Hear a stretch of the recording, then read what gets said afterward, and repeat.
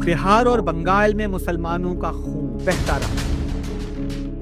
लियाकत अली खान ने ऐसा बजट पेश किया, कांग्रेस तकती रह गई। इस बजट को रुकवाया जाए, तकसीम कब होगी? माउंटबेटन ने कह दिया 14 अगस्त। किसे पता था कि 14 अगस्त को 27 रमजान मुबारक हो। कायदे आज़म मोहम्मद अली जिन्ना रहमतुल्लाह अलैह 3 जून को ऑल इंडिया रेडियो दिल्ली से अपनी नशरी तकरीर करते हुए पहली मर्तबा पाकिस्तान जिंदाबाद का नारा भी बुलंद करते हैं।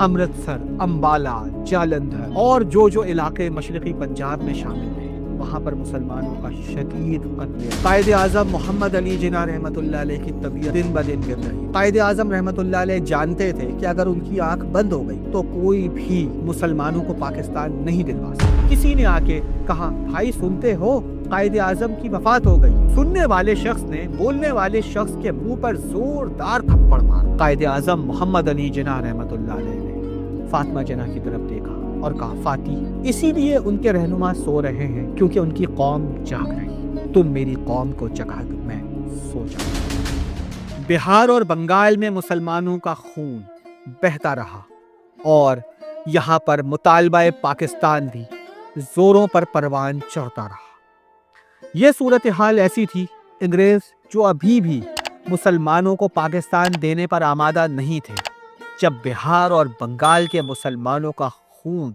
और उसकी सदाएं बरतानवी ऐवानों तक पहुंची, तो लुई माउंटबेटन खुद आया और उसने खुद आकर मुशाहिदा किया और उसने जाके बरतानिया के दारुल अवाम और दारुल खवास में जाकर ये मुतालबा पेश कर दिया कि मुसलमानों के साथ जो खून खराबा हुआ है, बरतानवी हुकूमत उस पर शर्मिंदा है और ये होता रहेगा, लिहाजा मुसलमानों को फौरी तौर पर पाकिस्तान दे। दूसरी जानिब शहीद मिल्लत और कायदे आज़म मोहम्मद अली जिन्ना रहमतुल्लाह अलैह के दस्ते रास्त शहीद मिल्लत लियाकत अली खान ने ऐसा बजट पेश किया जिसमें हिंदू सरमायादारों पर भरपूर टैक्स लगाकर अवाम को रिलीफ दिया गया। ये सुनना था, चूंकि जो कांग्रेस के सपोर्टर थे, कांग्रेस को फंड मुहैया करते थे, वो हिंदू सेठ थे।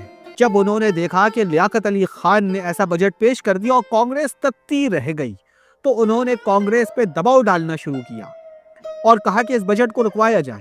मगर लियाकत अली खान ने उस बजट को पेश करने के बाद बरतानवी हुकूमत से मनवा लिया और वो बजट राइज भी हो गया। अब सूरत हाल ये थी, जो कांग्रेस के डोनर्स थे वो अपने ही रहनुमाओं पर तनकीद करने लगे और कहा कि जल्द अज जल्द इनका मुतालबा मान लो, क्योंकि अगर ये मुस्तकिल रहे तो हमारे लिए बहुत मसाइल हो जाएंगे। यूं पाकिस्तान की मंजिल करीब से करीब आती रही। और फिर लुई माउंटबेटन जब आया तो उसने कह दिया, इत्तफाक कहिए या इसे ताईद इज़्दी कहिए, मैं तो ताईद इज़्दी कहता हूँ। उसने आते ही कह दिया कि तकसीम कब होगी, तो माउंटबेटन ने कह दिया 14 अगस्त, क्योंकि वो 14 अगस्त को बर्मा का फातिह करार पाया था। उसके लिए 14 अगस्त बड़ी अहम तारीख थी, मगर तारीख ने कुछ और ही लिखना था। किसे पता था कि 14 अगस्त को 27 रमजान मुबारक होगी। कायदे आज़म मोहम्मद अली जिन्ना रहमतुल्लाह अलैह के पास वक्त बहुत कम।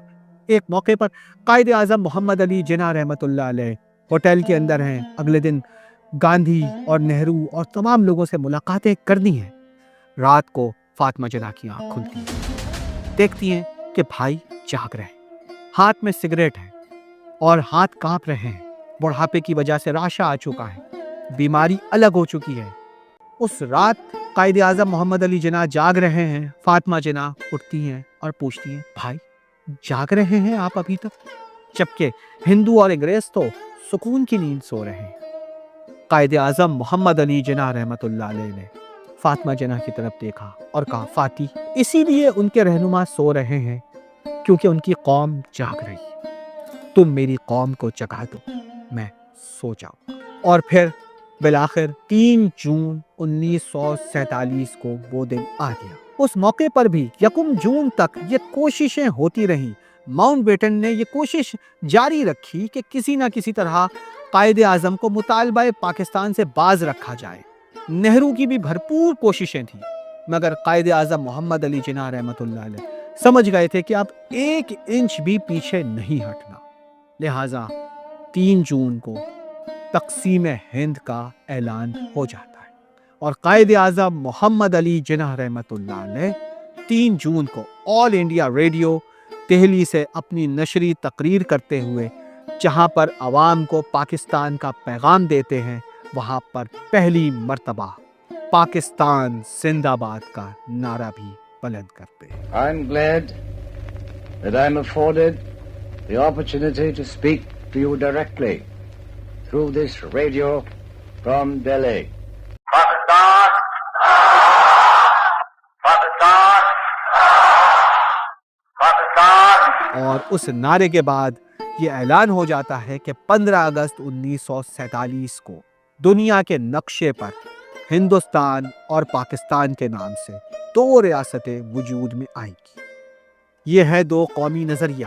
اس موقع پر کچھ لوگوں نے یہ کہا تھا کہ بنگال کو الگ بنا دیتے ہیں، مگر اب چونکہ معاملہ 2 قومی نظریے پہ تھا، مذہب کی بنیاد پر ریاست تقسیم ہو رہی تھی، تو اسی لیے مشرقی بنگال کو پاکستان کے ساتھ شامل کر دیا گیا۔ اور نہ صرف مشرقی بنگال کو پاکستان کے ساتھ شامل کیا گیا بلکہ پنجاب کے بھی 2 حصے کر دیے گئے، ایک مشرقی پنجاب اور دوسرا مغربی پنجاب۔ مگر جب پنجاب کو تقسیم کیا گیا تو وہاں پر رہنے والے ہماری جو سکھ کمیونٹی ہے اس وقت کانگریسی ذہنیت کی تھی، اس نے جو خون خرابہ کیا وہ تاریخ کے باب میں سیاہ لفظوں سے لکھا جائے گا۔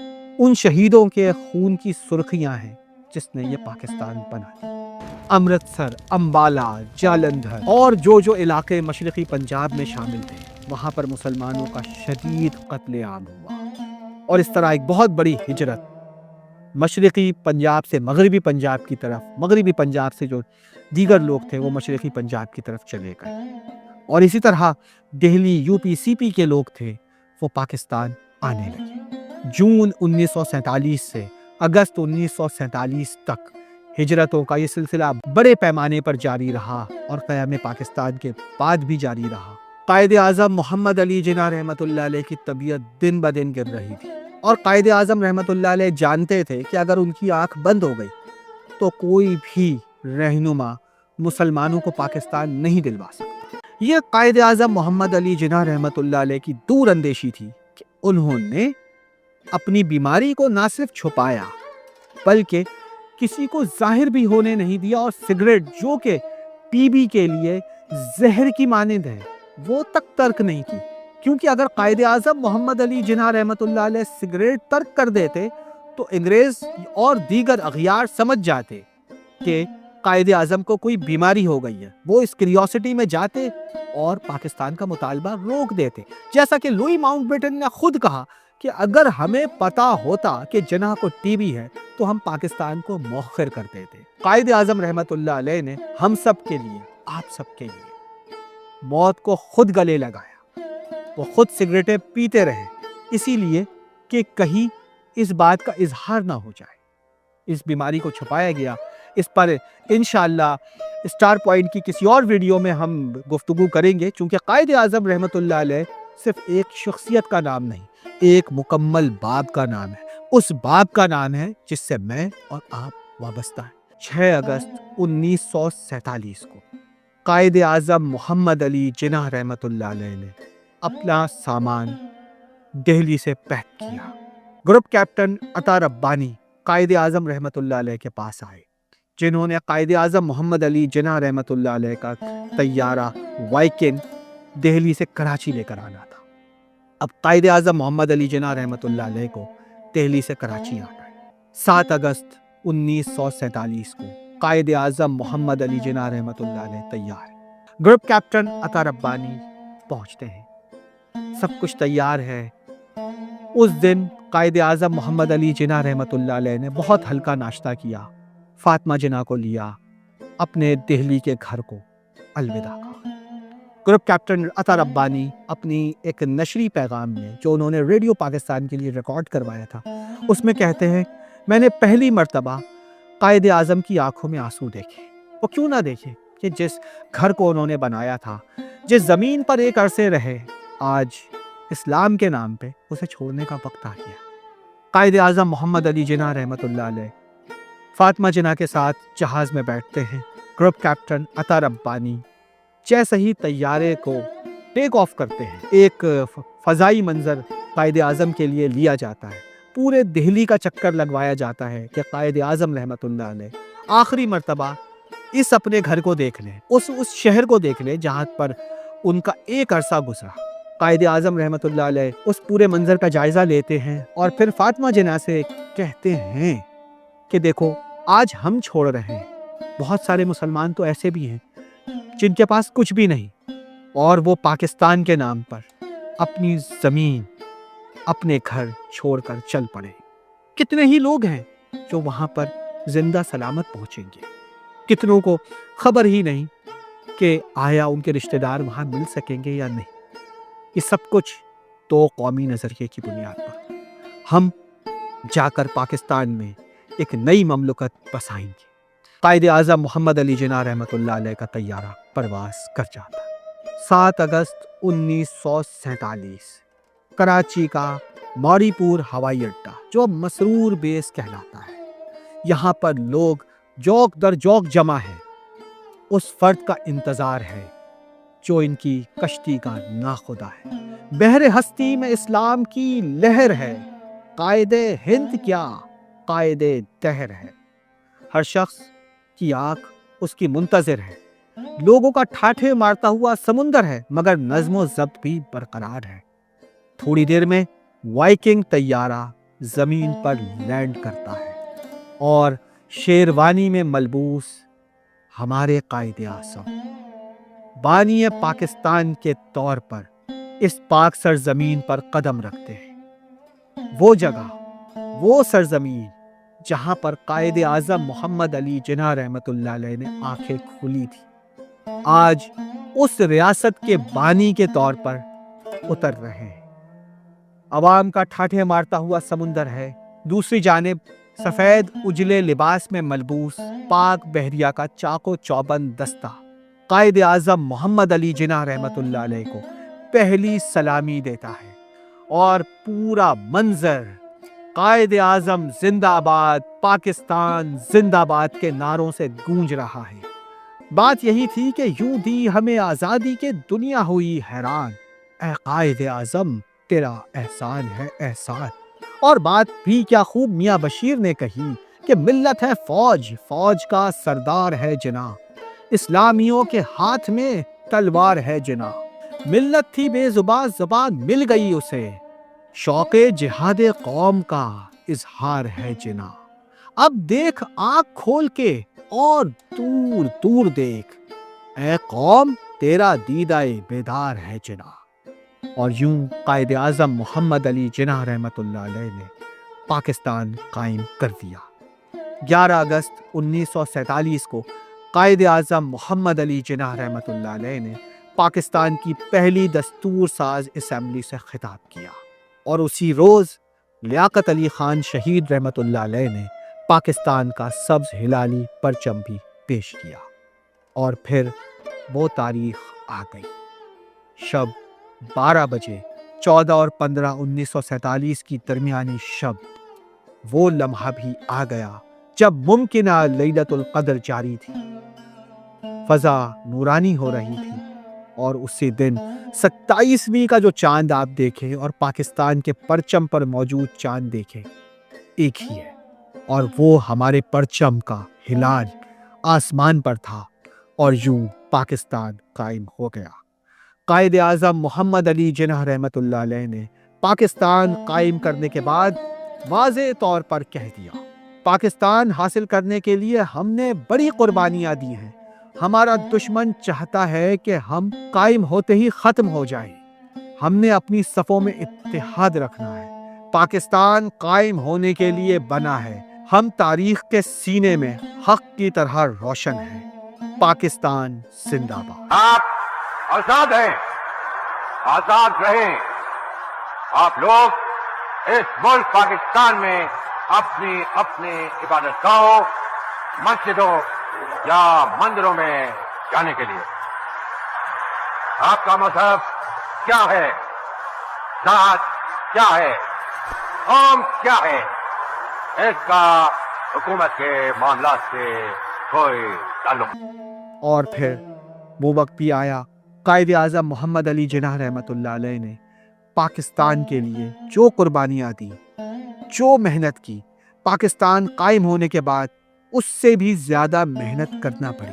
قائد اعظم محمد علی جناح رحمۃ اللہ علیہ کی صحت دن بہ دن گر رہی تھی، اسی لیے ان کو ڈاکٹروں کے مشورے پر کسی پرفضا مقام پر بھیج دیا گیا، اور وہ علاقہ جس کو قائد اعظم رحمۃ اللہ علیہ نے کہا تھا یہ میرا صوبہ ہے، اور جس صوبے نے یہ کہا تھا کہ اگر پاکستان خدا نخواستہ قائم نہ ہو تو اس صوبے کو پاکستان سمجھے، اس نے قائد اعظم کو بلا لیا، یعنی